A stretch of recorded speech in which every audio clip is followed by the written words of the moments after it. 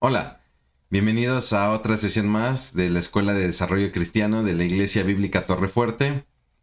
En este curso llamado Nociones Básicas de la Biblia, donde pues estudiamos aquellos fundamentos base que nos permiten una mejor comprensión tanto del ejercicio en la lectura bíblica como en el estudio bíblico, donde si bien es cierto, no necesitamos de personas para que nosotros podamos acercarnos a la Biblia se explica por sí sola, pues muchas veces este tipo de orientaciones lo que buscan es, digámoslo así, ahorrarnos camino, ¿no? Y en verdad oramos para que este curso sea de bendición para todo aquel que se quiera acercar a la Biblia. Ese es nuestro objetivo, nuestro cometido.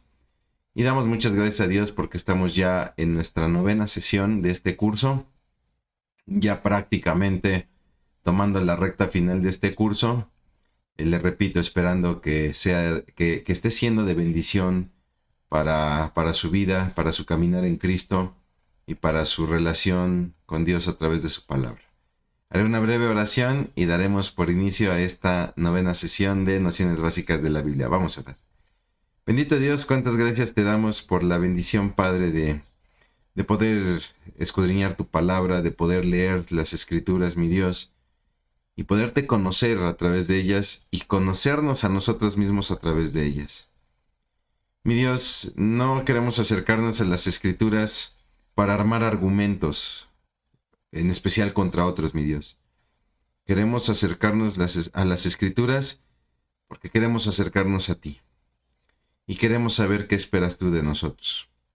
Ayúdanos, guíanos en todo esto, sé tú llevando esta clase. Te lo pedimos encarecidamente en el nombre de Cristo Jesús. Amén. Muy bien, pues entonces entramos de lleno, le decía yo, gracias a Dios.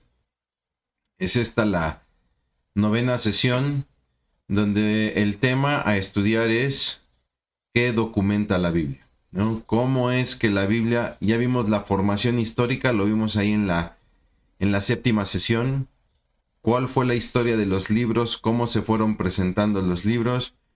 Después vino un proceso también de selección de libros, ¿no? Aparecieron muchos escritos en la época, pero obviamente no todos esos escritos pertenecían a lo que conocemos como el canon de la Biblia, y entonces la sesión pasada hablamos un poco de la formación de ese canon.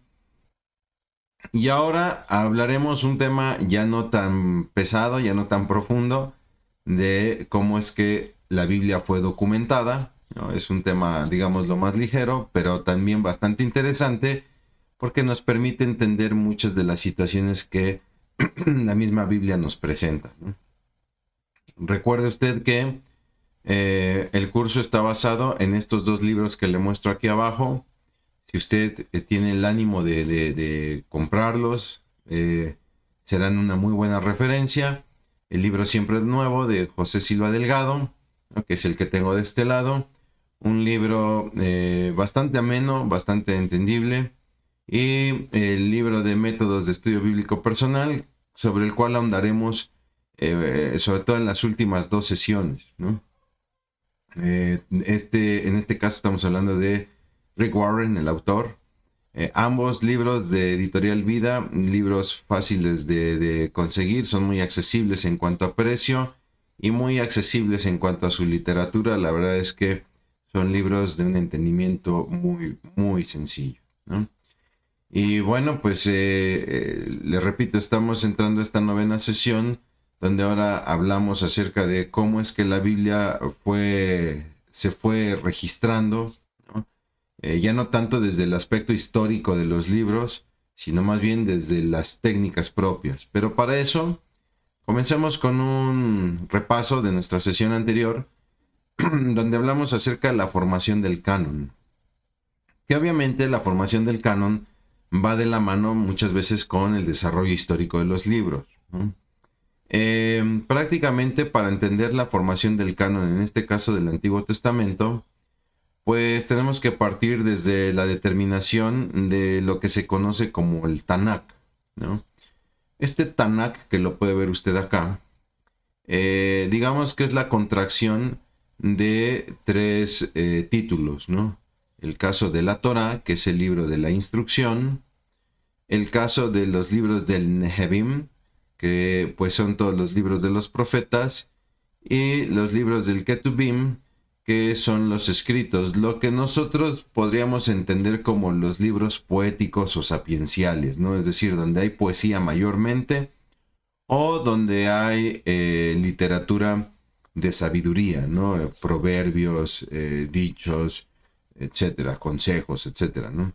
Entonces, digamos que es la T, la N y la K, lo que forma el vocablo Tanakh. Bueno, este Tanakh fue prácticamente el formato de las escrituras del Antiguo Testamento, donde veíamos la Torá escrita por Moisés, aproximadamente 1500 antes de nuestro Señor Jesucristo, y le pongo ahí las citaciones, es decir, quienes daban testimonio de la existencia de estos libros, ¿no? Josué refiere los escritos de Moisés, lo hace el rey David, lo hace el rey Salomón, lo hace el rey Josafat, lo hace Esdras, ¿no? El comisionado por el rey Ciro de Persia para reestructurar nuevamente Jerusalén después del cautiverio babilónico, y del mismo modo también Nehemías, ¿no? Un sacerdote y un dirigente. Son personas que constantemente están citando los escritos de Moisés y con ello pues obviamente corroboran la veracidad de estos libros, ¿no? Los libros del Nehevim, que prácticamente comprende todos los profetas, aquí tenemos que entender que Nehevim es una combinación de nuestro actual canon, lo que sería libros históricos y proféticos, ¿no? Muchos libros históricos, el caso de los libros, por ejemplo, de Samuel, el mismo Josué, ¿no? Antes se consideraban como libros proféticos. Hoy en día nosotros los consideramos históricos porque mayormente en ellos encontramos narrativa. Pero en el Antiguo Testamento lo consideraban libros proféticos. ¿Por qué? Porque ahí se narran las profecías de algunos profetas. Le pongo el ejemplo, en el caso de los libros de Samuel, pues profecías del propio Samuel, profecías de Gad, profecías de Natán, profecías de Ido, que eran los profetas de los tiempos de Saúl y del rey David, ¿no? El libro de Reyes, por ejemplo, lo que nosotros conocemos actualmente como Primero y Segundo de Reyes, lo tenemos como libros históricos porque nos narran los sucesos de los reyes de Israel y de Judá. Sin embargo, hay mucha narración acerca de profetas como Elías y Eliseo. Por eso es que en el Antiguo Testamento los judíos lo van a clasificar como los profetas, ¿no? El libro de los profetas, el Nehevim. Y lo mismo, ¿no? Por ejemplo, Ruth nos da testimonio del libro de Jueces. En Ruth se citan, se hace mención acerca de los jueces. Samuel hace referencia a escritos de Josué. Esdras y Nehemías hacen referencia prácticamente de casi todo el Antiguo Testamento, desde Génesis hasta lo que hoy conocemos como los libros de Reyes. Miqueas cita a Isaías, y Jeremías cita a Miqueas, ¿no? Vienen los libros del Ketubim, que son los escritos, les repito, esta literatura poética o sapiencial, donde Ezequiel, por ejemplo, cita a Job. Muchos decían que Job era una fábula, y no, Ezequiel lo refiere como una persona que existió. Lo mismo va a ser el Señor Jesucristo, ¿no? Samuel, que va a citar el Salmo 18, Jonás, que va a recitar ahí en su profecía el Salmo 42:7, y por ejemplo el primer libro de Reyes, que habla o cita muchos de los escritos del rey Salomón, ¿no? Después vendrá la era de la gran sinagoga, la tenemos aquí, donde en el año 400 a.C., Esdras hace una revisión de todo el canon, vuelve a hacer una supervisión del canon. Después vendrá la era de la Septuaginta, estamos hablando por ahí alrededor del año 150 a.C., donde la Septuaginta creará un canon de 39 libros, que es prácticamente el canon que nosotros hoy en día tenemos en nuestras Biblias. En tiempos de nuestro Señor Jesucristo, Josefo y Filón, ellos fueron personajes contemporáneos al Señor Jesucristo. Ellos hicieron la revisión del canon judío y ellos lo llevaron a 22 libros. Es decir, no no tomaron la división que la Septuaginta, que la versión de los 70 hizo al separar primera y segunda de Samuel, primera y segunda de Reyes, primera y segunda de Crónicas, ¿no? Ellos van a juntar esos libros y a ver, no, nada de primera y segunda, es el libro de Samuel, el libro de Reyes, el libro de Crónicas. Harán lo mismo, por ejemplo, con Esdras y Nehemías. También Esdras y Nehemías los van a juntar como un solo libro. Y entonces por eso es que el canon quedaría reducido a 22 libros, pero siguen siendo los libros que nosotros tenemos actualmente en nuestras Biblias, ¿no? Va a ser esto confirmado por un catálogo encontrado en el 170 después de Cristo, conocido como el catálogo Melitón, y también por el canon que hará la Mishnah ahí en el siglo V después de nuestro Señor Jesucristo. Esta es la conformación del canon del Antiguo Testamento. El canon del Nuevo Testamento, pues obviamente son escritos más recientes, ya bajo un imperio romano, donde pues obviamente si me permite el término, la registración, el registro, pues obviamente es mucho más cuidadosa, ¿no? Donde en tiempos de nuestro Señor Jesucristo aparecen escritos anónimos, donde se narran ciertos hechos o ciertos dichos, ciertas enseñanzas de nuestro Señor Jesucristo, de las cuales pues no tenemos así como alguna evidencia que haya sobrevivido, pero Lucas lo menciona ahí al inicio de su evangelio, ¿no? Lucas menciona muchas cosas, se han escrito acerca de las cosas que han pasado con respecto al Señor Jesucristo, ¿no? Y entonces él dice que se dedica a indagar y a rescatar toda esta información para tratar de corroborarla, ¿no? En la era de los apóstoles, los mismos apóstoles, cuando ya empiezan a tener esta actividad de su apostolado en las iglesias, pues ordenan que las cartas sean leídas, no solamente de la carta escrita por el propio apóstol, sino cartas escritas por otros apóstoles. Aquí juega, por ejemplo, el Concilio de Jerusalén, que también concentró a muchos de ellos, ¿no? Vendrá la era de la patrística, donde prácticamente muchos de estos primeros padres, se le llama, hay que tener cuidado porque de repente nosotros podemos darle el concepto de padre bajo un concepto católico, ¿no?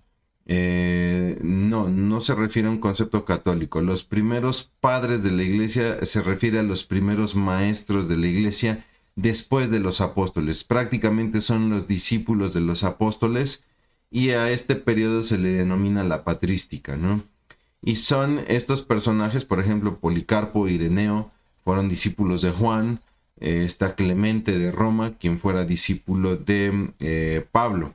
En la sesión anterior, de hecho, tenía yo ahí una diapositiva donde les decía yo, aquí cita a Clemente de Antioquía, y decía yo, no debe ser un error porque es Clemente de Roma, pero sí, revisando la fuente, no, sí es Clemente de Alejandría quien da testimonio. Entonces, buscando un poquito más al respecto, aquí ya le ofrezco un poquito de más nombres, ¿no? De hecho, se dice que si nosotros tomásemos los escritos de cada uno de estos autores que le estoy compartiendo, Policarpo, Ireneo, Justino Mártir, Clemente de Roma, Clemente de Antioquía, está Ignacio también de Antioquía, es Clemente de Alejandría, Ignacio de Antioquía, está Orígenes, está Tertuliano, está Cipriano, está Crisóstomo. Este Crisóstomo en realidad era un apodo, ¿no? Crisóstomo quería decir boca de oro por la manera en cómo defendía el evangelio, ¿no? Tenía una retórica muy elaborada, muy elevada. Atanasio, ni se diga, Atanasio de Alejandría, Lactancio, Hipólito, y podemos seguir, hay muchos, ¿no?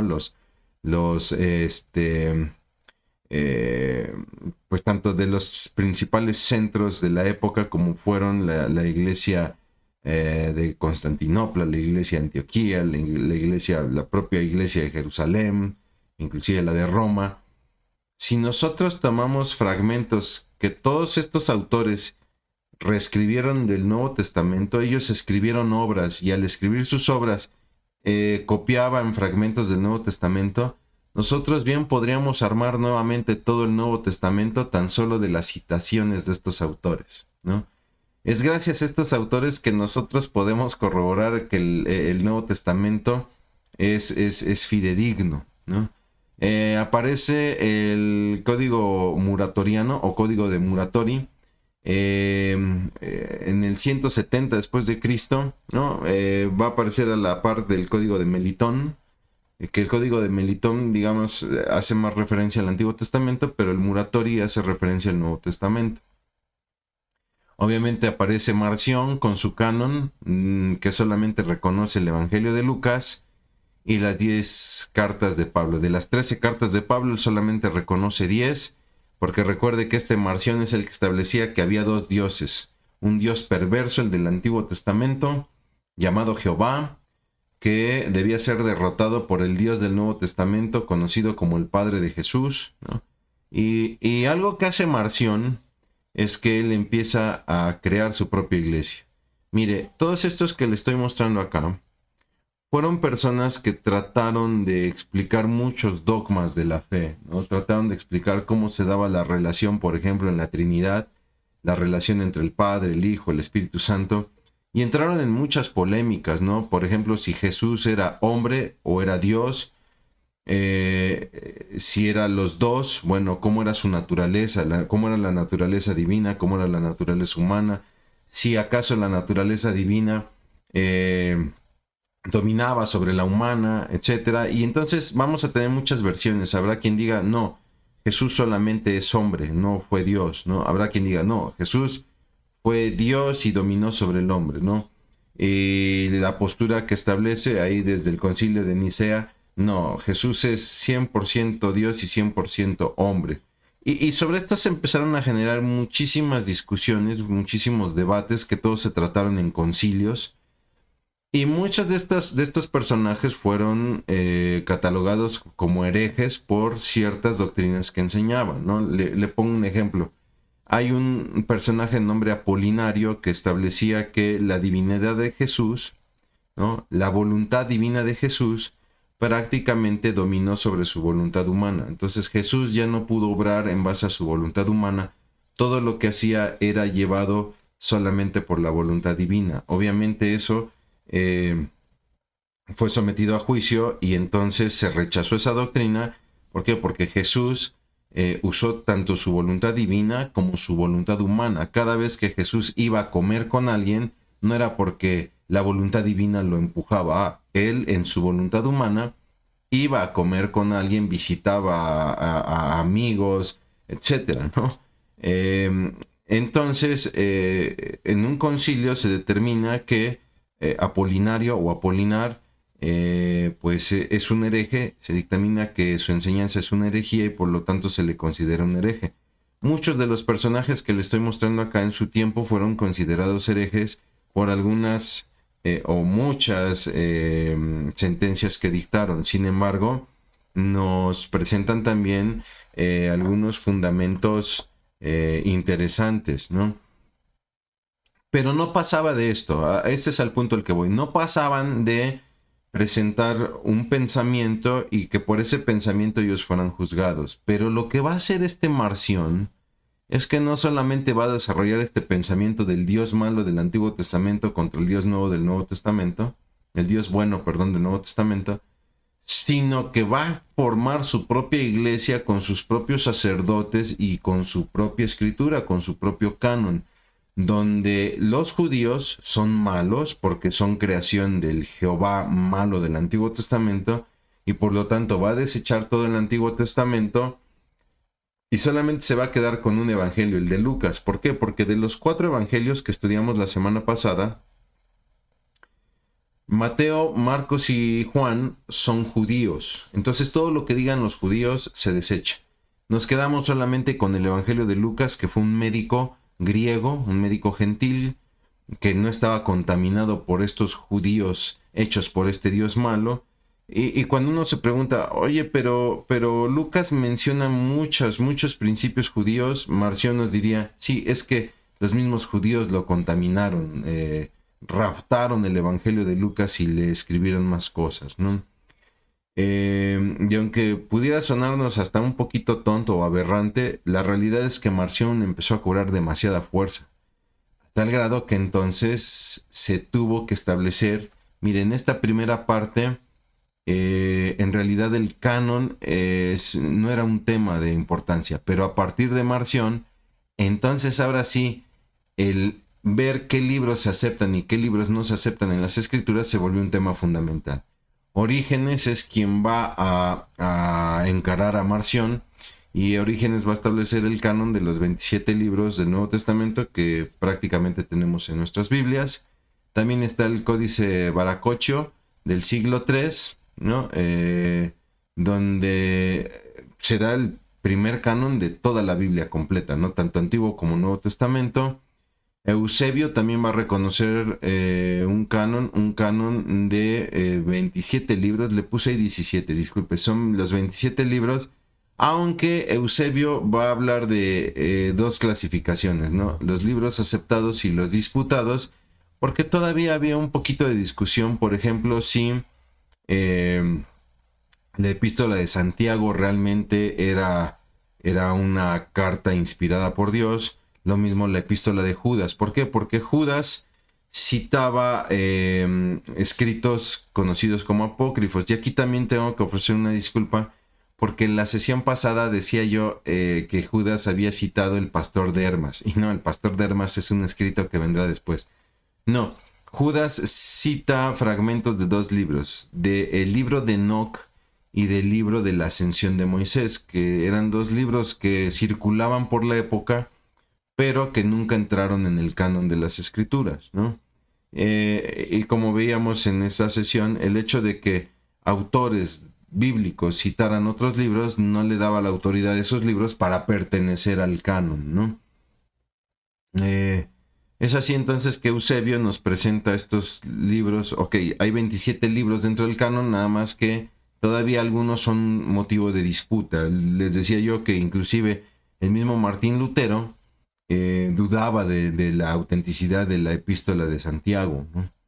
Viene Atanasio, que es quien prácticamente pone punto final a esta situación y nos ofrece el canon definitivo, el de los 27 libros, que se dictaminará oficialmente en el concilio de Hipona, ahí en el 393 después de Cristo, ¿no? Y vendrá una segunda ratificación, por si todavía había duda, en el concilio de Cartago en el 397 después de Cristo. Y este es prácticamente el canon. Hablamos acerca de los libros apócrifos, ¿no? Donde presentamos cuáles eran los libros apócrifos, tanto del Antiguo como del Nuevo Testamento. Y bueno, pues aquí no me resta más que hacer el repaso de la razón por la cual se consideran apócrifos, ¿no? Carecen de autoridad, ¿no? Los mismos autores no los narran como palabra de Dios. No son proféticos, de hecho fueron escritos la mayoría de ellos durante los 400 años de silencio, donde sabemos que Dios no se comunicó a través de ningún profeta. Hay falta de concordancia, es decir, muchos de estos escritos presentan historias contradictorias entre ellos mismos, ¿no? O que contradicen a la doctrina bíblica, como por ejemplo el orar por los muertos, el hablar con los muertos, etcétera, ¿no? Son libros que no tienen este poder de transformar vidas como sí lo llegan a hacer otros libros, ¿no?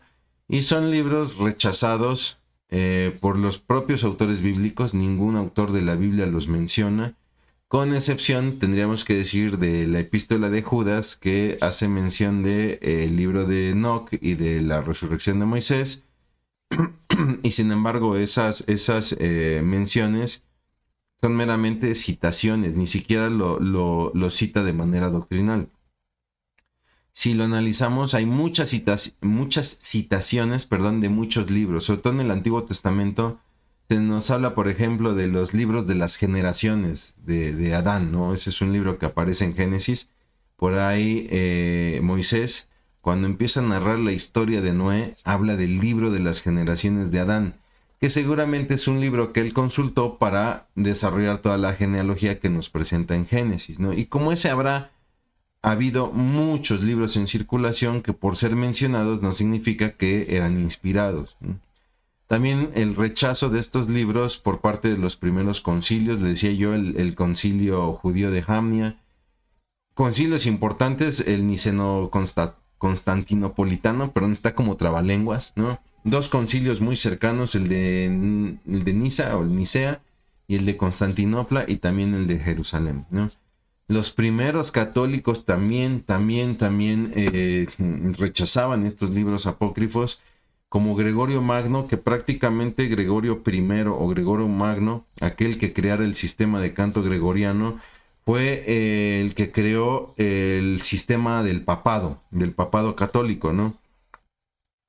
A Gregorio se le considera como, digámoslo así, el primer papa funcional para los católicos, porque el católico establece que el primer papa es Pedro, ¿no? Pero digamos que en la función papal moderna, como hoy se conoce, digamos que Gregorio Magno sería el caso del primer papa funcional, ¿no? Bueno, pues el mismo Gregorio Magno rechazaba los escritos apócrifos, lo hará también Tomás de Aquino, quien es el que prácticamente determina toda la doctrina católica, ¿no?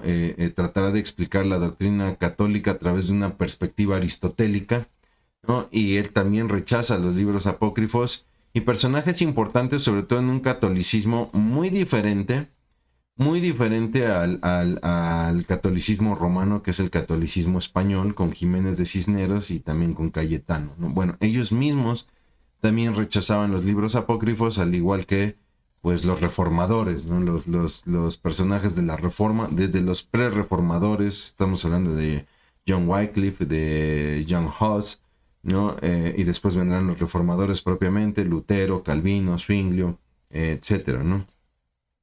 Y decíamos, tanto los primeros católicos como los reformadores, pues estamos hablando de gente preparada, eran eruditos, ¿no?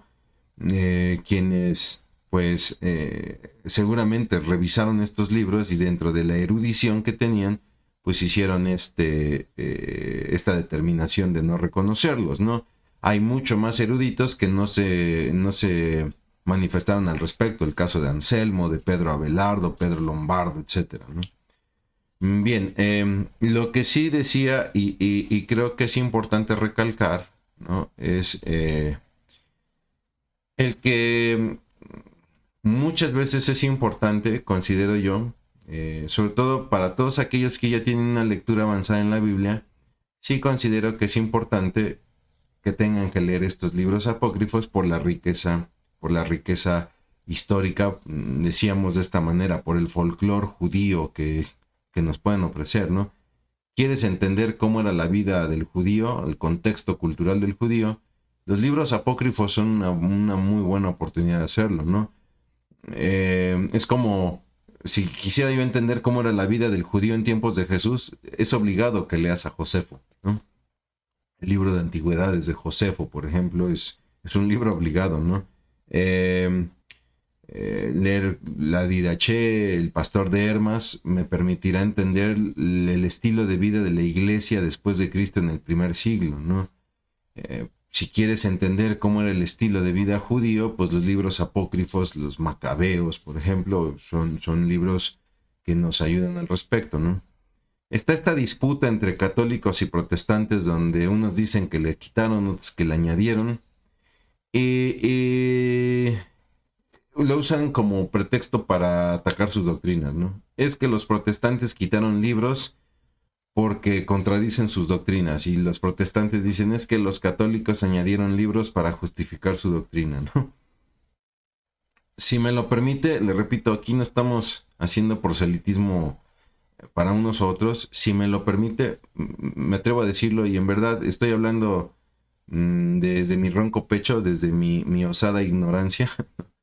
Estoy metiendo mi cuchara, mi opinión, pero la realidad es que creo que ambos fundamentos parten de la ignorancia, ¿no? Discúlpeme, no quiero ser grosero ni agresivo, pero la verdad es que los dos fundamentos, esto de que los protestantes quitan o que los católicos ponen para defender sus doctrinas, la verdad es que parten de la ignorancia en el sentido de que desconocen este proceso histórico, ¿no?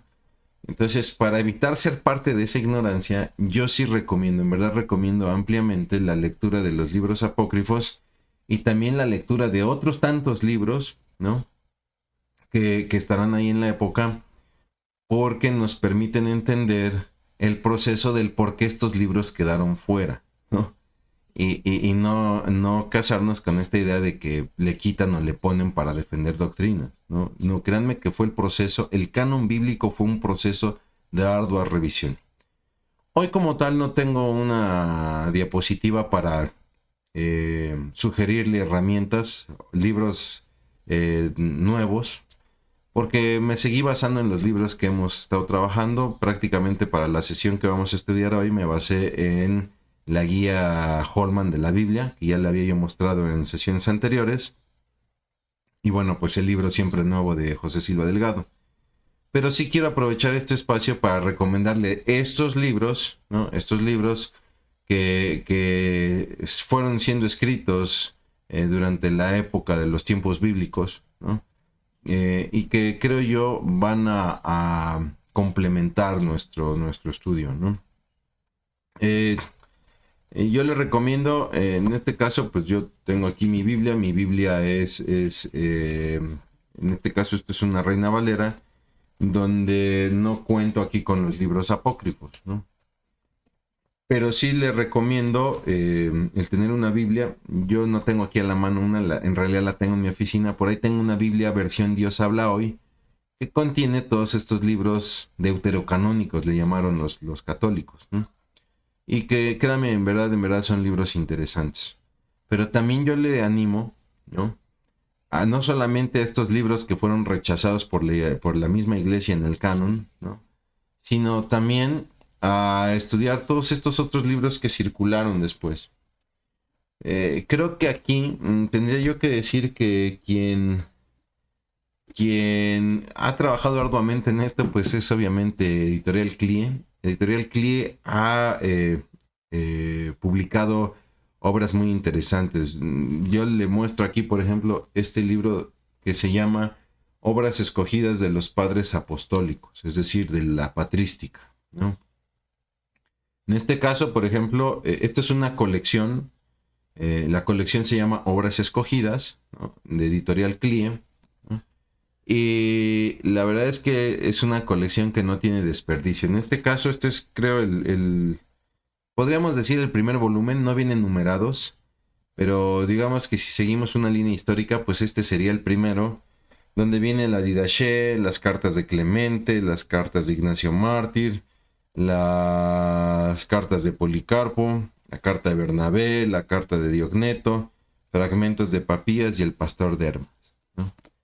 Pero usted va a encontrar también el volumen de Clemente de Alejandría, de Orígenes, de Justino Mártir, ¿no?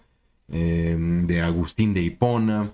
Créame, es una colección bastante interesante que creo yo todo aquel que en verdad quiera estudiar la palabra es obligado a este tipo de lectura, ¿no?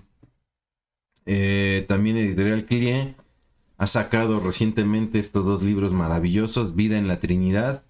Este es de Donald Fairbairn y es una introducción a la teología de los primeros siglos de nuestra era.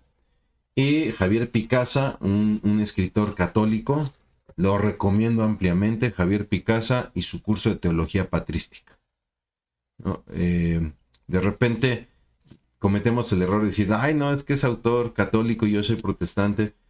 Javier Picasa es un especialista, ¿no? Con acceso obviamente a bibliotecas como la del Vaticano, y es un hombre muy profesional que presenta un estudio muy profesional. Él no se va a decantar por hacer un proselitismo hacia el católico o en contra del movimiento protestante. No, él simplemente va a documentar la historia y el libro es maravilloso, en verdad lo recomiendo mucho. Dentro de los tantos libros, por ahí circula también de Editorial CLIE una Biblia, la Biblia patrística. En realidad no tengo yo esa Biblia, la verdad es que no estoy interesado en comprarla porque ya tengo muchas Biblias. Pero bueno, material hay mucho. Yo les recomiendo, por favor, que en ese sentido, pues sí, ampliemos un poquito la visión estudiando estos libros, sabiendo que la que es palabra de Dios es la Biblia. Aquí tengo, esta es la consentida. Esta es mi primer Biblia, la cual en una ocasión les decía, usted puede rayar su Biblia, le puede escribir, puede hacer lo que quiera, ¿no? Aquí yo tengo inclusive apuntes en mi Biblia, Aquí yo le fui poniendo apuntes, ¿no?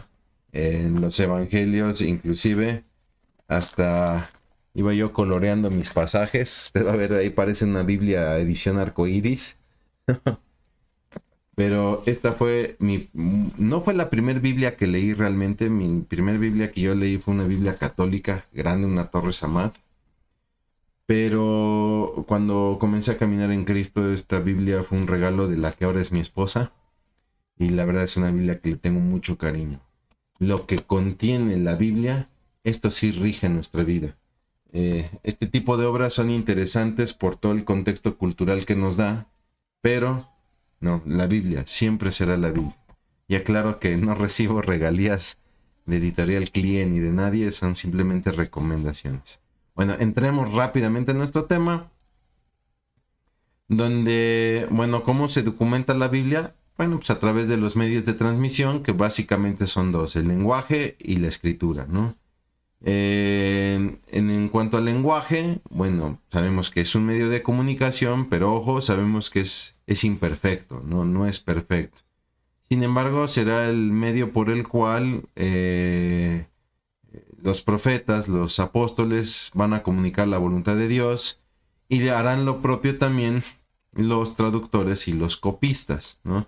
Recordando que las copias y las traducciones no son inspiradas, ¿no? Muchas veces demandamos de las Biblias, aquí hay una contradicción. Bueno, no. La contradicción no está en la escritura, ¿no? Es que aquí dice una cosa y acá dice otra. Sí, es un problema de la traducción al español, al inglés, al francés, qué sé yo.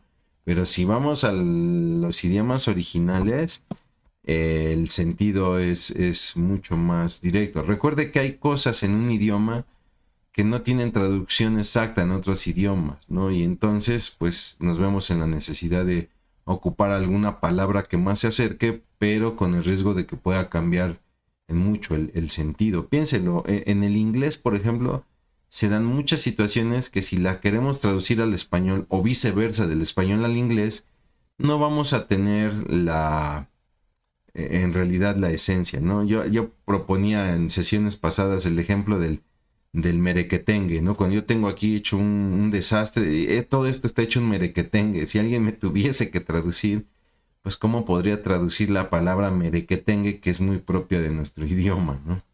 Los idiomas o los lenguajes ocupados es el hebreo, que prácticamente es el hebreo bíblico, el antiguo. Luego vino el hebreo rabínico, el que se dio por ahí en la era de Esdras y Nehemías. Luego viene el hebreo medieval, ¿no? El que se ocupó sobre todo en la pugna contra el Islam. Y el hebreo moderno, que es el que hoy se habla en Israel. Usted sabe que los idiomas también van evolucionando, van cambiando, ¿no? Es un idioma perfecto para la expresividad. Por eso es que el hebreo es adecuado para narrar el trato con Dios. Yo le recomiendo mucho, lea los libros poéticos, ¿no? La verdad es que la expresividad hebrea es maravillosa, ¿no? Y obviamente si alguno de ustedes ya quiere estudiar hebreo y leer los originales en hebreo, pues olvídelo. La verdad es que se vuelve una delicia esto, ¿no? El arameo fue una lengua que vino de los sirios, ¿no? Fue adoptada por los asirios, obviamente, los babilonios y sobre todo los persas. Y entonces es una lengua que se va a extender a otros pueblos. Los otros pueblos tendrán que aprender a hablar esta lengua porque era la lengua de sus dominadores, ¿no? Por eso es que se vuelve una lengua diplomática y por eso es que va a llegar a la región de Palestina. Y aparece el griego en sus versiones, el griego clásico, el griego que ocupa, por ejemplo, Herodoto, los filósofos, ¿no? Después viene el griego koiné, que es un griego de corte más popular, no tan poético, es más popular, que es el que usará Jesús y sus apóstoles, ¿no? De los tiempos de Pablo, por ejemplo. Y después vendrá el griego bizantino, cuando adquiere fuerza la iglesia de Constantinopla. Y pues el griego moderno, el que hoy hablan en Grecia, ¿no? Que ya es muy diferente al clásico y al koiné, por ejemplo. El griego es una lengua muy precisa, sobre todo el koiné es una lengua muy precisa, entonces es adecuado para explicar la historia y la doctrina. Vea cómo Dios es sabio en todo y no se equivoca, ¿no? En el Antiguo Testamento se nos narra mayormente el trato de Dios para con el pueblo, que mejor que el hebreo. El Nuevo Testamento nos habla acerca de la historia de Israel, la historia de la humanidad y la doctrina del Nuevo Testamento, la doctrina de Jesús, y qué mejor que con el griego koiné. Bien, el segundo medio de transmisión, le decía yo, la escritura, ¿no? Donde en realidad desconocemos el origen de la escritura, pero sí sabemos cómo fue su desarrollo, donde empezó primero como una escritura pictográfica, donde los dibujos de objetos narraban sucesos. Piensa usted en estas cuevas, ¿no? Donde vemos a personas con lanzas y se ve ahí un mamut, ¿no? Y entendemos, ok, aquí se está representando la cacería, ¿no? Después vino la escritura ideográfica, donde ahora se ocupan signos para representar ideas, lo que se conoce como ideogramas, que es la escritura que usan, por ejemplo, en el Oriente, ¿no? Los japoneses, los chinos, donde hay un símbolo para el agua, un símbolo para vida, etcétera, y a través de eso también se van representando ideas. Y bueno, pues llega la escritura fonética, que es la que nosotros conocemos, donde ahora los signos representan sonidos, se conocen como fonogramas, ¿no? Yo tengo un sonido para la B, tengo un sonido para la M, para la A, para la O, etcétera, ¿no? Y entonces esta escritura fonética puede ser alfabética o silábica, es decir, el signo o representa una letra del alfabeto o representa una sílaba completa. Los sumerios fueron los que ocuparon la escritura en forma de cuña, conocida como cuneiforme. Son los primeros vestigios de escritura, tendríamos que decir que son los sumerios, pero los primeros en ocupar una escritura más bien dicho alfabética, pues serán los fenicios. A ellos se les atribuye la creación del alfabeto. En el caso de ellos eran solamente 22 letras y eran puras consonantes, ¿no? Los hebreos van a desarrollar una escritura muy similar, ¿no? También solamente van a ocupar consonantes. Y va a ser en las traducciones griegas, sobre todo la Septuaginta, los que van a usar las vocales, van a añadir las vocales, porque los griegos son prácticamente los que ya van a desarrollar una escritura con vocales. Recordar que del griego deriva el latín, que va a ser una lengua muy, muy usada, no solamente durante el Imperio Romano, sino también durante el medievo.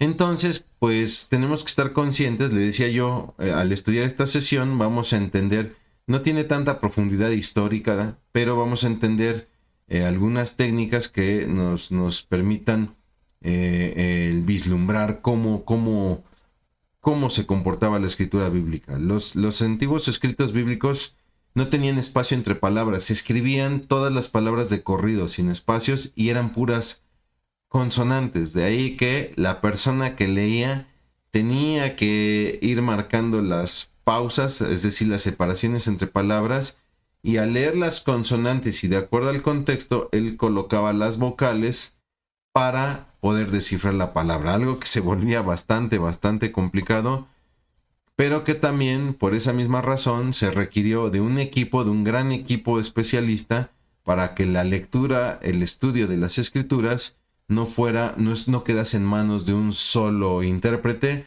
sino que era todo un cuerpo colegiado, y eso es muy bueno. ¿Por qué? Porque así evitábamos interpretaciones personales, ¿no? No solamente se escribía todo de corrido y con puras consonantes, sino que también se leía de derecha a izquierda, digamos de manera contraria como nosotros hoy solemos leer, como está usted viendo el texto aquí en pantalla, ¿no? En Medio Oriente ya contaba con escritura mucho antes de Moisés, ¿no? ¿Por qué? Porque muchos dicen que Moisés fue el creador de la escritura para Israel, etc. No, la escritura es un ejercicio muy, muy antiguo, ¿no?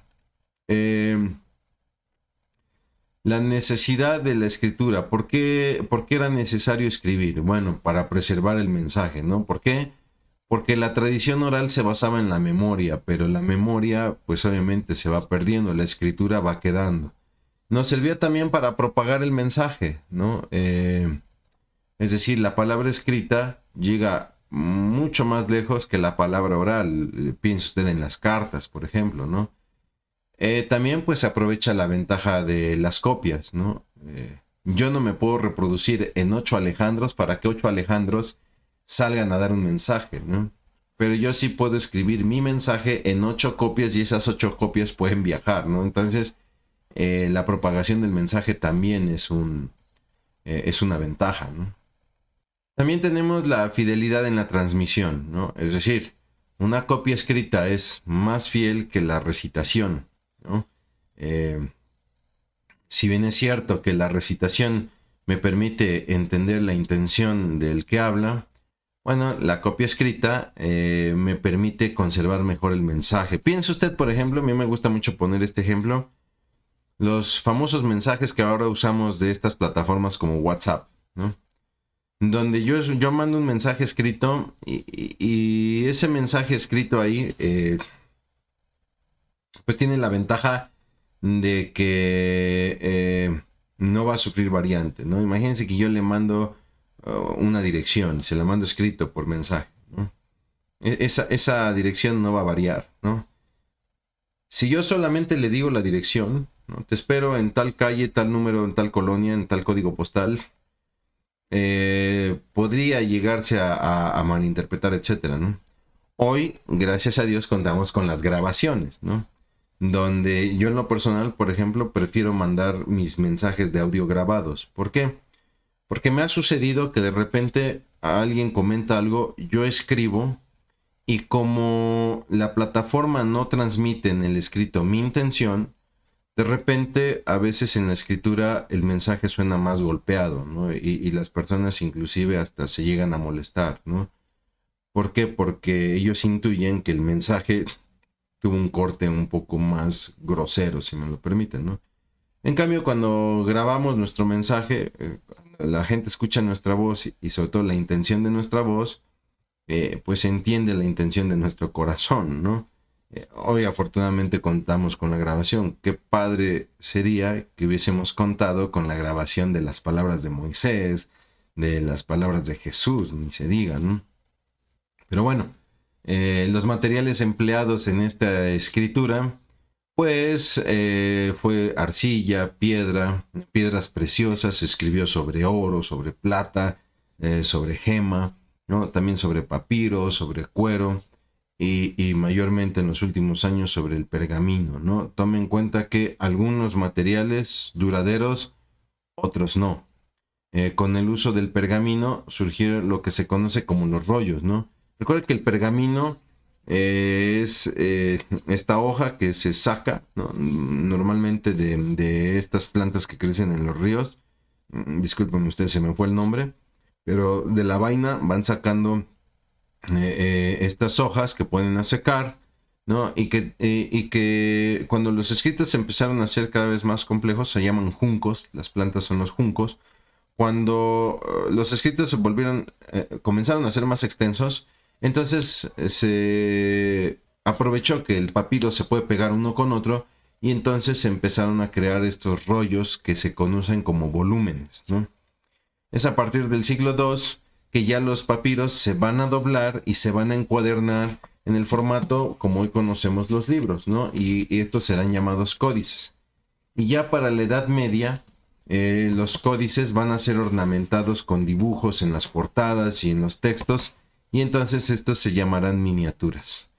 Los instrumentos para la escritura, pues está el estilo, que es un punzón, una como aguja grande para escribir sobre arcilla o sobre la cera, ¿no? Pero también estarán el cincel, la pluma de caña o la pluma de ganso, ¿no? Obviamente el plomo, la punta de plomo, el cuchillo, sobre todo el cuchillo, no para escribir con el cuchillo, sino para sacarle filo a la caña o a la pluma de ganso, ¿no? La tinta, ¿no? Que era hecha a base de carbón, revuelto con goma natural, ¿no? Con goma laca, o a veces con el orín de un insecto que produce esta goma y con agua, ¿no? Y pues obviamente el tintero. Que todo esto, no le quise poner acá, de todo esto había citas bíblicas, pero eran demasiadas citas bíblicas donde nosotros encontramos cada uno de estos materiales, ¿no? Donde de repente Dios le dice al profeta, toma tu pluma y escribe, ¿no? O toma del tintero y escribe, ¿no? Y son materiales que sabemos que fueron ocupados para la escritura bíblica. No me resta más que hablarles de los manuscritos bíblicos, ¿no? Donde están los originales, es decir, los autógrafos, los que fueron escritos por los mismos autores, ¿no? O por un amanuense, es decir, una persona que estaba ahí al lado del autor y el autor le dictaba y escribía el dictado. Eso es un amanuense, ¿no? Y bueno, también estaban las copias, que son las reproducciones de gente que hacía esta copia, ya no con el autor presente, sino simplemente con el escrito del cual iba generando estas copias, ¿no? Es una realidad, hoy en día no tenemos ningún original bíblico. Si alguien le dice, no, es que en nuestra iglesia tenemos el original bíblico, no, es mentira, no existen los originales bíblicos, pero hay excelentes copias y ahorita le voy a compartir algunas, ¿no? Los manuscritos del Antiguo Testamento se clasifican en los oficiales, ¿no? Eran manuscritos que se ocupaban en la sinagoga, pero usted también podía adquirir para su hogar algún manuscrito y entonces estos se conocían como privados. Los manuscritos del Nuevo Testamento, se dividen en unciales, que eran escritos con mayúsculas, y los minúsculos, escritos en pura letra minúscula, a veces en cursiva, lo que eran los manuscritos cursivos. Y bueno, pues un manuscrito, mientras más antiguo, tenía más autoridad, ¿no? Por ejemplo, en cuanto a los manuscritos del Antiguo Testamento, por mencionarle, está el texto masorético, ¿no? El que hicieron los masoretas, ahí de los siglos 5 al 10 después de Cristo. Estamos hablando de prácticamente la etapa temprana del medievo, antes de Carlomagno, donde estos masoretas pues fueron los que empezaron a inventar puntuaciones para dividir las palabras y para colocar las vocales en el texto, ¿no? Este texto que se escribía en puras consonantes y todo de corrido. También aparecen los contenidos en fragmentos del Cairo. O sea, este texto masorético se encuentra en fragmentos del Cairo, ¿no? En códices del mismo Cairo, del Leningrado, el de Alepo y el del Museo Británico. Está, por ejemplo, el Pentateuco Samaritano, que es una colección de 5 libros de Moisés, la colección de los 5 libros de Moisés, ¿no? En caracteres hebreos antiguos. Aunque el Códice Samaritano no crea usted que pertenece o que fue escrito en el Antiguo Testamento temprano, ¿no? Está el Papiro Nenash, aproximadamente escrito entre el 150 a.C. y el 100 después de Cristo, y contiene parte de los 10 mandamientos y un fragmento de Deuteronomio.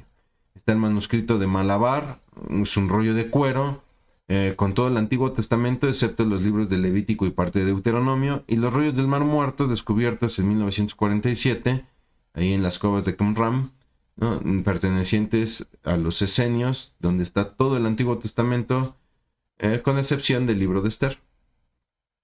En cuanto a los manuscritos del Nuevo Testamento, pues está el fragmento de la biblioteca John Rylands, ahí en Manchester, en Inglaterra, ¿no?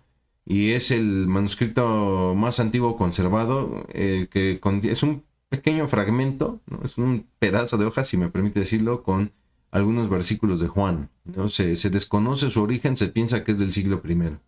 Está la colección de la biblioteca Bodmer, ahí en Ginebra, con los evangelios de Juan, de Lucas y Juan, y las epístolas de Pedro y Judas, ¿no? La colección del Museo Chester Beatty, ahí en Dublín, donde está la mayor parte del Nuevo Testamento. No está completo, es la mayor parte. ¿Qué decir del Código Vaticano, ahí en la Biblioteca del Vaticano, que contiene casi todo el Nuevo Testamento, ¿no?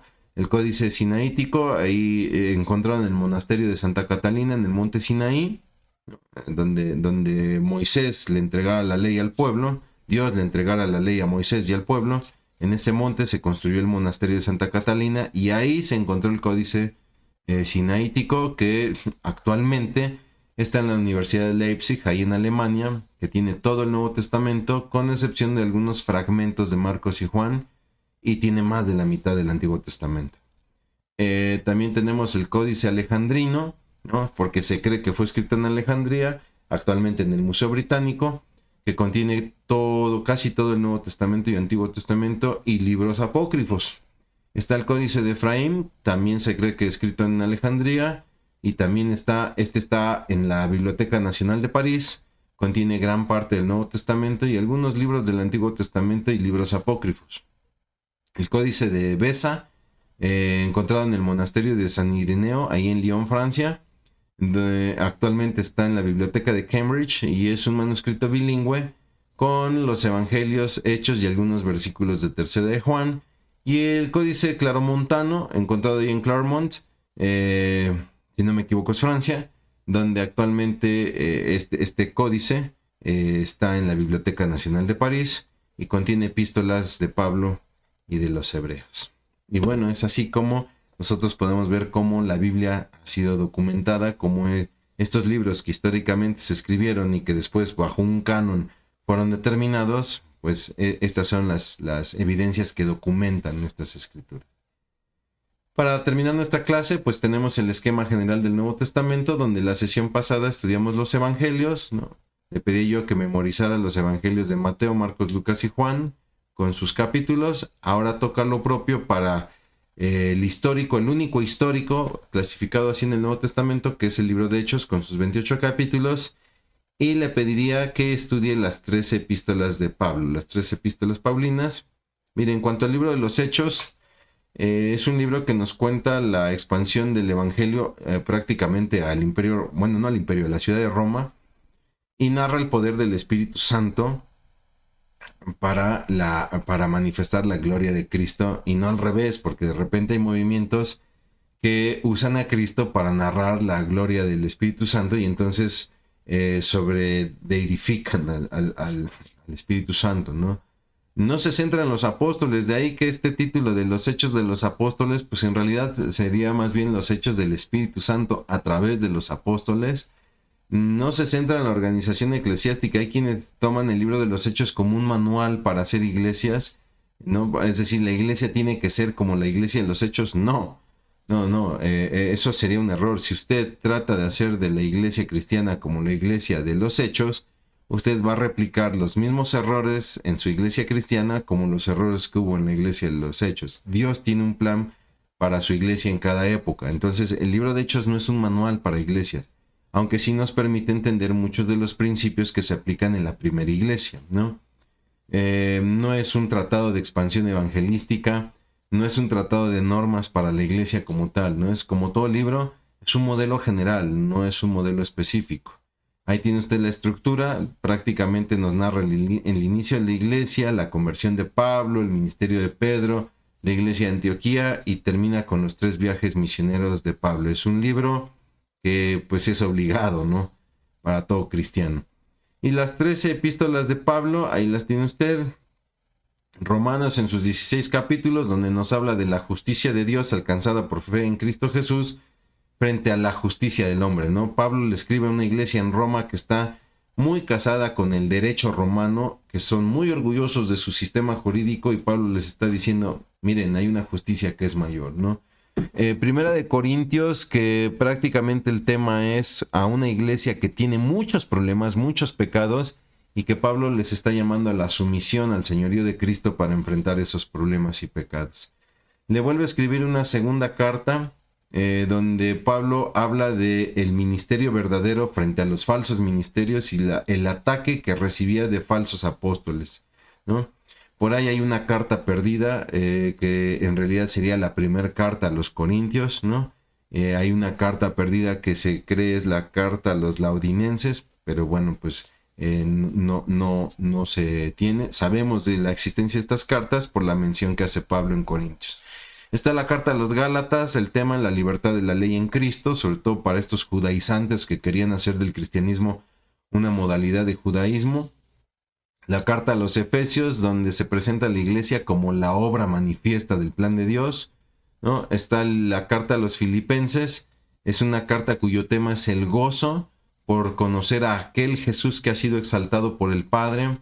La carta a los Colosenses, que nos presenta a Jesús como el Señor supremo del universo y cabeza de la iglesia, en quien solamente en él hallamos perdón. La carta a los Tesalonicenses, la primera es la esperanza de la venida de Cristo ante una iglesia que está siendo perseguida, la iglesia de Tesalónica. Y después Pablo les vuelve a escribir una carta para animarlos a que vivan la vida porque ellos pensaban que el regreso de Jesús ya había ocurrido, y Pablo les dice, no. El regreso de Jesús es un hecho, aunque, ojo, puede tardar en regresar, ¿no? Porque muchos pensaban que el regreso de Jesús iba a ser pronto. De hecho, Pablo en sus inicios pensaba que Jesús regresaba en vida del mismo. Después vienen las epístolas pastorales. Le escribe a Timoteo, pastor de Éfeso, donde él le hace un llamado a los líderes cristianos a crecer en la piedad. Qué importante es que el líder cristiano crezca en la piedad, sobre todo cuando hay desafíos, ¿no?